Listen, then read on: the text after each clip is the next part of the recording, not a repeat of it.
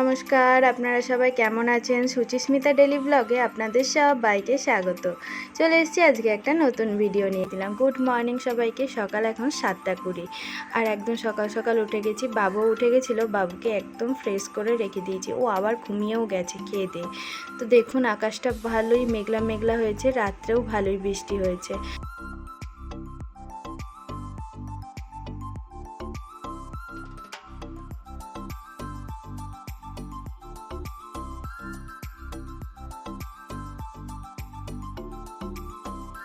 বাবু এখন মায়েদের ঘরে ঘুমাচ্ছে। আর এই যে একদম আমি আমার বিছানাটা তুলে পরিষ্কার করে নিয়েছি। আমার ব্যাগও গোছানো কমপ্লিট হয়ে গেছে, আমি রেডিও হয়ে গেছি। এই যে আমি আর বাবু উঠে গেছে।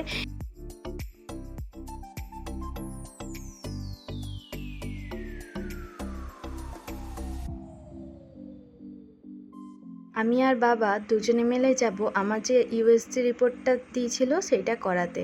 তো মা বলল করিয়েই একবারে ডাক্তারের কাছে দেখিয়ে আয়। আর এই যে আমার বাবু সোনা, আজকে বাবুকে নিয়ে আর যাব না। তো ও অনেকটা হ্যাপা হয়ে যায় জানেন। আসলে ওর এতটা ধকল নেওয়াটা একদমই উচিত না, বাচ্চা মানুষ কখন কি হয়ে যায়। তাই আজকে বাবার সাথে যাচ্ছি, আর মার কাছে ও থাকবে। মা যেখানে কাজে যাবে মা ওকে নিয়ে যাবে। তো চলুন, ওকে এখন আমি একটু আদর করে দিচ্ছি। আর এই যে আমার সোনা বাবা, দেখছেন কিভাবে এখন তাকাতে শিখে গেছে, ভালো মতনও বুঝতে পারছে মা ভিডিও করছে। আর ওই যে বদমাসি, আসলে আজকে সারা দিনটাই খুব কমে আমাকে পাবে। এই যে বাবাও রেডি হয়ে গেছে, বাবা এখন বেরোচ্ছে। তো চলুন এবার ওকে একটু কোলে করে নিয়ে বাইরে পর্যন্ত যাই, তারপর মা ওকে নিয়ে নেবে। আজকে যেন রিপোর্টগুলো ভালো আসে জানেন, খুব টেনশনে আছি। আজকে হবে ইউএসজি রিপোর্টটা আর হিমোগ্লোবিন টেস্ট। তো এই দুটোই যেন ঠিকঠাক চলে আসে ঠাকুরের কৃপায়। আশা করছি ঠিকঠাকই হবে, ভগবানের উপর বিশ্বাস আছে। আর মা আমাকে এদিকে জিজ্ঞেস করছে যে প্রেসক্রিপশন, জলের বোতল সব নিয়েছিস কি না। তো সব নিয়ে নিয়েছি, মা এবার তালা দিয়ে বেরিয়ে আসবে। চলুন আমরা বেরিয়ে যাই। এই যে বাবা বেরোচ্ছে, গাড়িটাকে বাবা বার করছে, আর ওই গাড়িটা বাবার ধরে দিল। আর এই যে আমাদের বাড়ির বাকি মেম্বাররা, এখন তো 4জন, তো ওরা ওখানে দাঁড়িয়ে আছে। আর মায়ের ওদিকে তালা দেওয়া হয়ে গেছে ঘরের দরজায়। আর বাবুকে এবার নিয়ে নেবে। বাবুই প্রথম আমাকে অনেকক্ষণ ছেড়ে থাকবে। এতক্ষণ ও কোনো দিনই আমাকে ছেড়ে থাকেনি। আমরা হয়তো খুব বেশি হলে ওই আধ ঘন্টা 1 ঘন্টা বাইরে গেছি, ওর বাবার সাথেও গেছি দিদার কাছে রেখে দিয়ে, কিন্তু এতক্ষণ থাকেনি। আসলে আজকে তো প্রায় 8টা যাচ্ছি, বাড়ি ঢুকতে মনে হয় 10টা, সাড়ে 10টা বেজে যাবে। অবশ্য দিদার কাছে থাকলে ওরা আর কিছু চাইও না, মাকে একটু দেখতে পেলেই হবে। আর সবসময় দিদাকেই চাই। যাই হোক, আর এখন তো বাবু ব্রেস্ট মিল্কটা কম করে আর ফর্মুলা মিল্ক ইউজ করছে ও, তো তার জন্য মায়ের কোনো অসুবিধা হবে না। মা ওকে ওর খিদে পেলে দুধ করে খাই দেবে। আর দেখুন আকাশটা বেশ মেঘলা মেঘলা, জমিগুলো ভিজা ভিজা, তো স্যাঁতসেঁতে আবহাওয়াটা বেশ ঠান্ডা ঠান্ডা লাগছে জানেন। গাড়িতে যাচ্ছি তো, আর হাওয়াটাও জোর দিচ্ছে, তাই ঠান্ডা লাগছে। আর এখন তো সকালের দিক, আর গ্রামটাতে দেখুন খুব সুন্দর লাগছে, তাই না? একই বলে গ্রাম্য পরিবেশ। আর দেখুন গাছপালাগুলো একদম সবুজে সবুজ হয়ে গেছে, খুব ভালো লাগছে। বিশুদ্ধ হাওয়া বাতাস যেন গায়ে লাগছে, আর মেঘগুলো বেশ ভেসে ভেসে যাচ্ছে। আমার তো খুব ভালো লাগছে। আমার মনে হচ্ছে আমার সমস্ত রোগবালাই দূরে চলে গেছে। আর এই যে গরুর পাল নিয়ে সবাই যাচ্ছে মাঠে ওদের দিকে ঘাস খাওয়াতে। এই যে সবাই একে একে গরুর পাল নিয়ে যাচ্ছে, দেখুন কি ভালো লাগছে, তাই না? আজকে এইসব দেখার পর মনে হচ্ছে আমার আর কিছু রোগই নেই, সব ভালো হয়ে গেছে আমার। এইসব পাওয়ার পরে আর কি চাই। আর দেখুন পুকুরটাতে পুরো পদ্ম পাতা আর পদ্ম ফুলে ভর্তি হয়ে গেছে, খুব ভালো লাগে। পদ্ম পাতায় ভাত খেতে তো খুব ভালো লাগে। আর ওই যে দেখছেন কতগুলো মড়াই বাঁধা রয়েছে। গ্রামের দিকে এরকম রাস্তার উপরেই মড়াই বাঁধা থাকে। আর এখানে আমি চলে এসেছি আপনাদের সাথে, এসে আর শেয়ার করতে পারিনি কিছু। আমার ব্লাডটা নিয়ে গেল ব্লাড টেস্টের জন্য। আসলে এসে লাইন দিয়ে দাঁড়াতে হয়েছিল, তো তাই। তো আমার ইউএসজিও হয়ে গেছে, তাড়াতাড়ি হয়ে গেল। এখন ওই 9:30 মতন বাজছে। তো এই যে আমরা এবার বেরিয়ে যাচ্ছি। এখানে বেশি কিছু শেয়ার করতে পারলাম না, আসলে বাবার কাছে ব্যাগটা দিয়ে দিয়েছিলাম, আমাদেরকে ঘরের মধ্যে ঢুকিয়ে নিয়েছিল, তো তার জন্য। তো এখন বেরিয়ে গেছি, যাচ্ছি। আর এটা হচ্ছে আমাদের বাজারের সামনেই প্রণমানন্দ স্কুল, অনেকটাই বড়। এটাই হচ্ছে আমাদের কাছাকাছি একটা যে কোনো ইংলিশ মিডিয়াম স্কুল বলতে পারেন। আর এই যে সবাই সদ্য দোকান টোকান খুলছে। কালকে সারা রাত না ঠিকঠাক ঘুম হয়নি, খুব টেনশন কাজ করছে জানেন, তার জন্য না রাতে ঠিকঠাক ঘুমোতেও পারছি না। মা বলছে তোর টেনশনের জন্যই আরও বেশি শরীর খারাপ হয়ে যাচ্ছে। কি করব বলুন, মাথার মধ্যে যত ভাবছি টেনশন নেবো না, কিন্তু টেনশন সেই চলেই আসছে, কিছু তো করার নেই।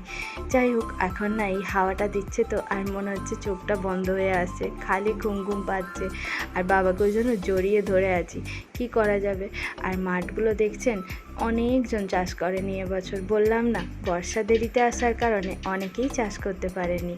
কি করে করবে বলুন, এরপর বর্ষাও শেষ হয়ে যাবে আর ধান ওঠার তো প্রায় সময় হয়ে যাবে। আর আমরা গ্রামের কাছাকাছি চলে এসেছি, এটা হচ্ছে আমাদের গ্রামের সাব স্টেশনটা। আর গাছগুলো অনেক ভর্তি। তো বাড়িতে ঢুকে গেলাম, বাবা ওখানে গাড়িটা রাখছে, আর এই যে এবার আমি বাড়ি ঢুকি, দেখি বাবু কী করছে। হাত পা ধুই বাবুকে একবার কোলে নেব, যদি না ঘুমায়। আর যদি ঘুমিয়ে থাকে তাহলে তো আর ডিস্টার্ব করবো না, নিজে স্নান টান করে খেয়ে দিয়ে আমিও একটু ঘুমিয়ে পড়বো। জানেন, খুব ঘুম পাচ্ছে আর খুব ক্লান্তও লাগছে। জানি না, এই ওষুধগুলো খাওয়ার পরে না মাঝের মধ্যে একটু ঘুম পায়, কিন্তু রাত্রের দিকে যতই চেষ্টা করি না কেন ঘুম হয় না। মা আজকে সমস্ত কাজ সেরে রেখে দিয়েছে, ওদিকে মা ভাতও বেড়ে নিয়েছে। আর এই যে আমি এসে হাত পা মুখ ধুয়ে স্নান টান করে নিয়েছি, এবার টিফিনটা খাবো। টিফিন খাওয়ার পরে এই ওষুধগুলো খাবো। আর আজকে তো রিপোর্টটা নিয়ে ডাক্তার দেখাতে যাবো, আমাকে রিপোর্টটা দেবে বলেছে 1টার সময়। তো এই যে ভাত টাত খেয়ে বেরিয়ে গেছি, এখন আপনার ওই 1:05 মতন বাজছে। তো বেরোলাম, আগে গিয়ে রিপোর্টটা নেবো, তো তারপরে হসপিটালে যাব। তখন না বাবু সত্যি সত্যি ঘুমিয়ে গেছিলো, তাই আর আপনাদের সাথে কোনো ভিডিও শেয়ার করতে পারিনি। আমিও খেয়ে দিয়ে ওষুধ খেয়ে ঘুমিয়ে পড়েছিলাম, আমারও খুব ঘুম ঘুম লাগছিলো। এই যে এবার আমি আর বাবা বেরিয়ে পড়লাম দুগ্গা দুগ্গা বলে, যেন সব কিছু ঠিকঠাক হয় সেই আশাতে। ভাত খেয়েই যাচ্ছি, একটু তো ঘুম ঘুম পাবে। দেখুন মাঝ রাস্তায় কি বড় বিপদ হলো। সামনের চাকা হলে হয়তো গাড়িটা স্লিপ খেয়ে আমরা দুজনেই পড়তাম, কিন্তু পিছনের চাকাটা গেছে বাস্ট হয়ে। এই যে মাঝ রাস্তায় দাঁড়িয়ে আছি, কোথাও কিছু নেই। এখন বাবাকে টানতে টানতে গাড়িটাকে গ্যারেজে নিয়ে যেতে হবে। বাবা নিয়ে যাবে গাড়িটাকে গ্যারেজে, আর আমাকে একা একাই সবটা করতে হবে। কি আর করার আছে বলুন, বিপদ কি আর বলে কেউ আসে, বিপদ তো এইভাবেই আসে। আর আজকে আমি আবার কিছু টাকা পয়সাও নিয়ে আসিনি, তাই অগত্যা বাবার কাছে চেয়ে নিলাম কিছু টাকা পয়সা। তো এবার আমি যাব টোটো করে, এখান থেকেই টোটো পেয়ে যাব। একটু দাঁড়াবার পরই টোটো চলে এসেছিলো, আমি টোটোতে চেপেও গেছি। এখন একদম সোজা যাচ্ছি যেখানে রিপোর্ট দেবে সেখানে। তো চলেও এসেছি, রিপোর্টটা নেব এবার। তো রিপোর্টটা নিতে গিয়ে তখন বললো যে একটু পরে দিতে পারবো, কারণ ব্লাডের রিপোর্টটা এখনও আসেনি। এই যে এরপর দিয়ে দিচ্ছে সব রিপোর্টগুলো। এবার রিপোর্টগুলো নিয়েই তাড়াতাড়ি যাব হসপিটালে। ওহ বাপরে বাপ, কী যে অবস্থা, এই দেখুন আমার মুখ চোখের অবস্থা। তো এবার এখানে থেকে টোটো ধরে আর কিছুক্ষণ পরই হচ্ছে হসপিটালটা, এখান থেকে দূরে না।